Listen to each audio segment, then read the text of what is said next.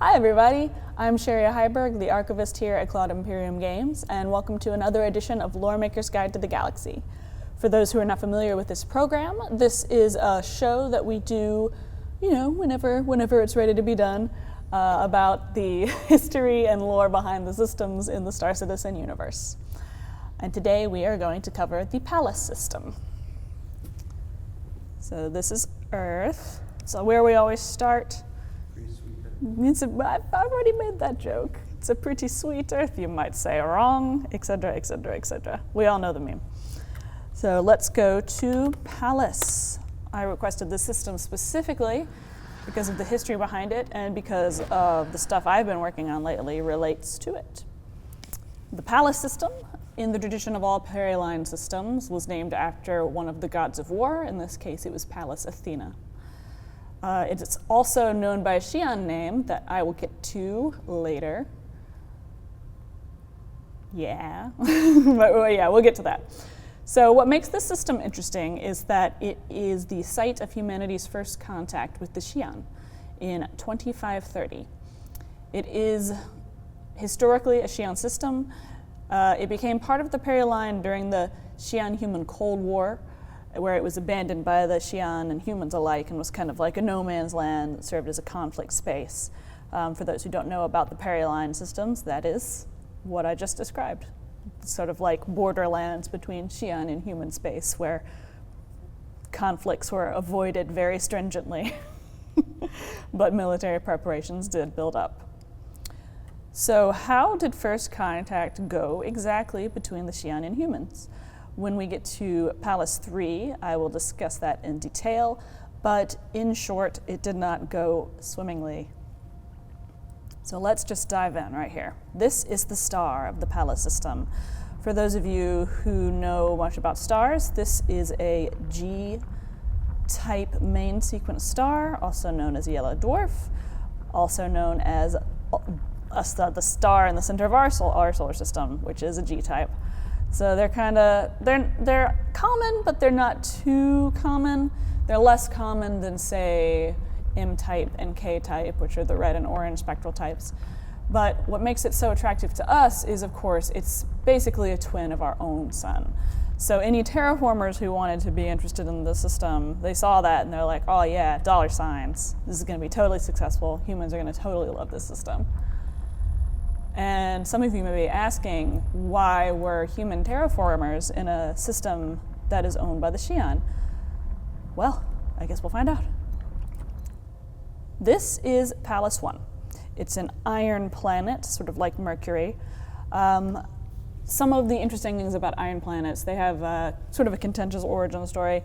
Some people believe that they may have been terrestrial planets initially, but they orbited close enough to the sun that the mantle and the surface, the crust, was just totally blasted off, leaving nothing but the core floating in space, which is pretty cool.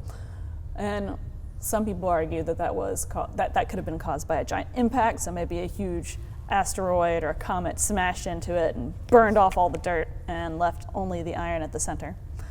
But I think it's probably more likely that it formed because the protoplanetary disk was iron-rich, and then, wow, iron planet, here it is.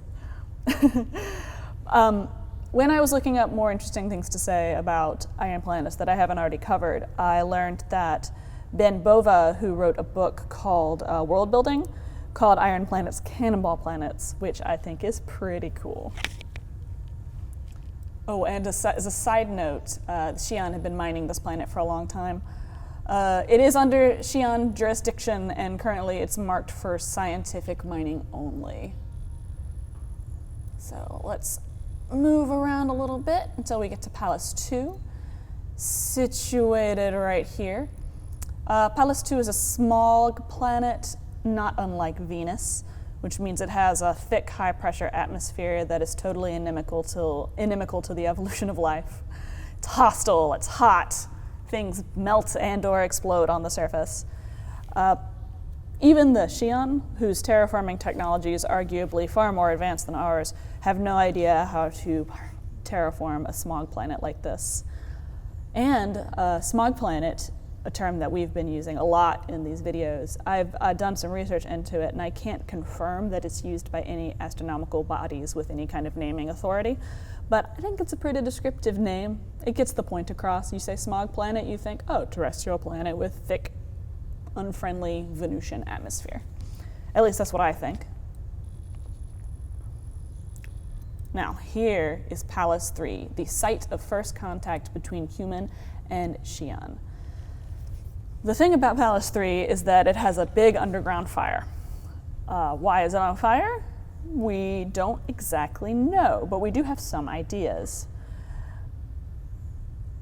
You see, the Xi'an used this as kind of like a test bed for their terraforming technologies, so it's most likely that during the many, many experiments that have been performed over the years, a laser, say, hit an underground coal seam that seemed to be much, much larger than we even knew, and now a giant fire is burning underground under a good bit of the planet. That makes it, it's cool looking, I guess, but it's not very friendly to life. So, in 2530, a human nav jumper discovered the Pallas system through the Baker jump point. And she decided that, it was a time, it was like a time of unhindered exploration, which sounds cool, but it was also a time of unhindered regulation. The regulations were lax, and if they were enforced, it was very, very rarely. So it was very much a terraformer's market. And the discoverer of this system, whose name, let me just make sure I get this right, was, where is she? Catherine Segovia. She also saw dollar signs when she found this planet and auctioned this system, and auctioned the whole thing off to the highest bidder, which was Gaia Planetary Services. Now again, this was the days during the UPE, the United Planets of Earth, before the Messers, in the days of the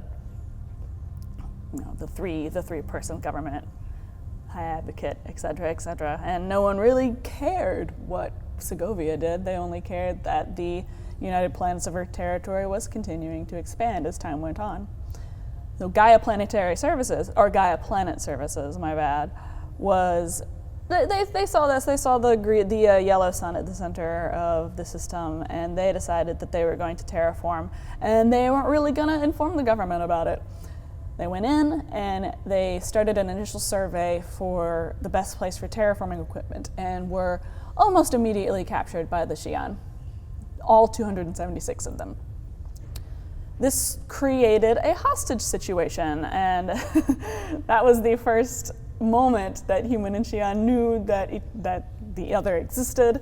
Xi'an had all the power in the confrontation. The humans did not have any power in the confrontation. And to make matters worse, the Gaia Planet Services really wanted to keep it a secret from the government for as long as possible, convinced that they could handle it on their own. But the foreman of the operation, whose name was Charles Baker, was eventually released back to his company's custody and was there to make the arguments to finally convince them to hand the situation over to the UPE. And after a month or so of conflict, eventually humans were released from the custody of the Xi'an, but not without humans having to disclose the entirety of the empire. So the Xi'an knew where all human settlements were, where all human potential settlements were, the extent of the UPE as it was in that day, and humans came away with nothing but their lives.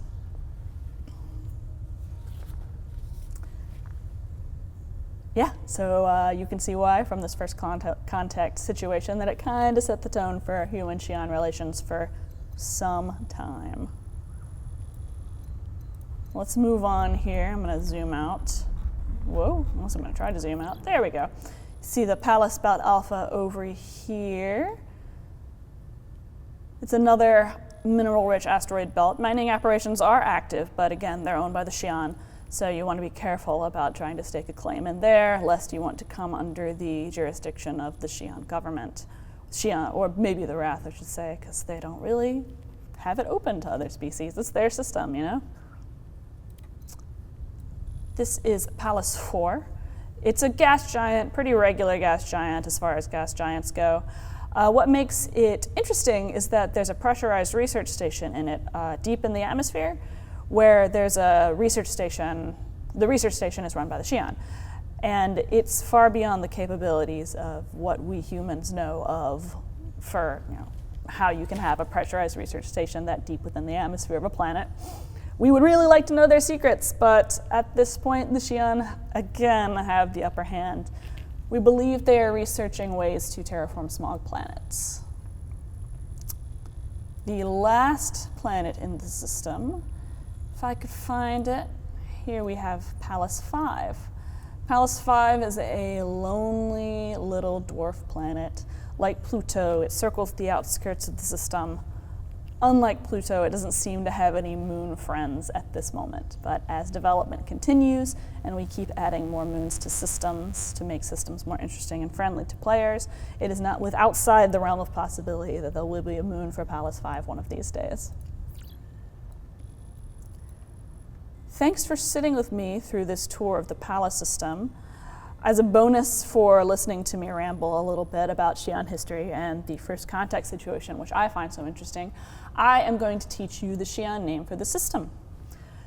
So it's kind of like a quick Xi'an lesson at this time. Now in Xi'an language, the name of the Pallas system is, let me just double check here so I get it right, is Huisen Hus Ung. Listen to me say that one more time. Huisen Hus Ung. It's a tonal language, so you need to pay attention to where your pitch is sitting when you talk.